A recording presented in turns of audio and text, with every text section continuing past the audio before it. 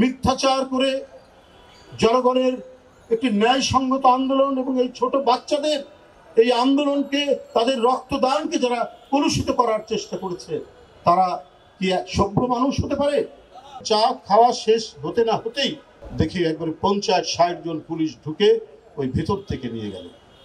যে জায়গাটি ছিল গণতন্ত্রকামী মানুষের আশ্রয়ের জায়গা, যে জায়গাটি ছিল ন্যায়ের পক্ষে একটি কথা বলার জায়গা। সর্বশেষ আমাদের কর্মসূচি 19শে জুলাই ছাত্র জনতার তুমুল আন্দোলন চলছে। আমাদের সম্মানিত ভারপ্রাপ্ত চেয়ারম্যান সাহেব আমাকে বিশেষ করে ঢাকা মহানগরের উত্তর দক্ষিণের সাথে যোগাযোগ করতে বলছেন এবং এই ছাত্র জনতার আন্দোলনে সংহতি জানানোর জন্য তিনি বারবার বলেছেন। আমাদের একটা কর্মসূচি দেওয়া হলো 19শে জুলাই শুক্রবারের দিন। আমি 12:30টার মধ্যে এখানে চলে আসলাম। আমার কয়েকজন সাংবাদিক ভাই, আমি তখন বাইরে আপনাদের যে গেস্ট রুম, এই গেস্ট রুমে বসে আছি। কেন জানি আমার মনে হলো তখনও কিন্তু তেমন পুলিশ আসেনি, কয়েকজন পুলিশ দাঁড়ানো আছে কয়েক দিকে। হঠাৎ আমার মনে হলো যে এখানে থাকা ঠিক হবে না, কিন্তু কোন দিকে যাব? আমার সঙ্গে কিছু সাংবাদিক ভাইরা আমাদেরকে ভিতরে, যেখানে মানে সিনিয়র সাংবাদিক বা কার্ডধারী সাংবাদিক যারা সদস্য তারা যান, এর মধ্যে 2 জন সিনিয়র সাংবাদিক ভিতরে নিয়ে আমাকে চাটা খাওয়ালেন।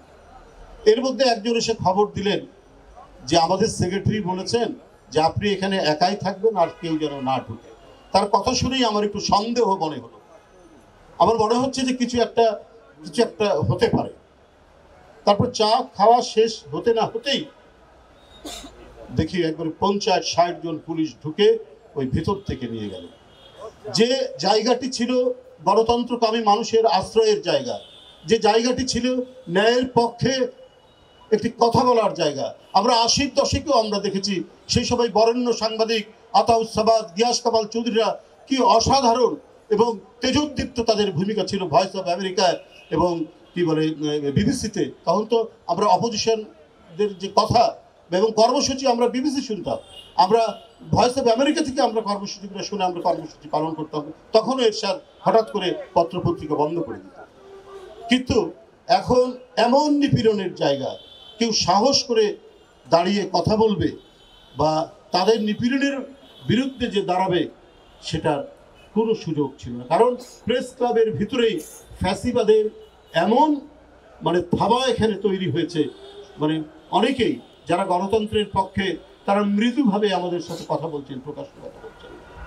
দেখুন, যখন এই রকম আন্দোলন চলছে, মুগ্ধ মারা যাচ্ছে, আবু সাইদের সেই অদম্য সাহসী আত্মদান একের পর এক সারা বাংলাদেশ যখন প্রতিবাদে ক্ষোভে ফেটে পড়ছে, তখনও দেখছি টক শুতে শ্যামল দত্তরা বলছে এই ছেলেরা তো ভুল আন্দোলন করছে, এরা তো হচ্ছে আমাদের কি বলে যে চেতনার বিরুদ্ধে এরা কাজ করছে, কি বলে যে একবারে প্রকাশ্য স্বৈরাচারী শেখ হাসিনার গুণগানকে তিনি তো ওদের সবকিছু মেনে নিয়েছেন। তার এরা করছে কি? নিশ্চয়ই তাদেরকে কেউ টাকা দিচ্ছে এবং টাকা দিয়ে তাদেরকে এই ভুল পথে পরিচালিত করছে। এই ধরনের মিথ্যাচার করে জনগণের একটি ন্যায়সঙ্গত আন্দোলন এবং এই ছোট বাচ্চাদের এই আন্দোলনকে, তাদের রক্তদানকে যারা কলুষিত করার চেষ্টা করেছে, তারা কি এক সভ্য মানুষ হতে পারে? তারা সভ্য মানুষ হতে পারে না।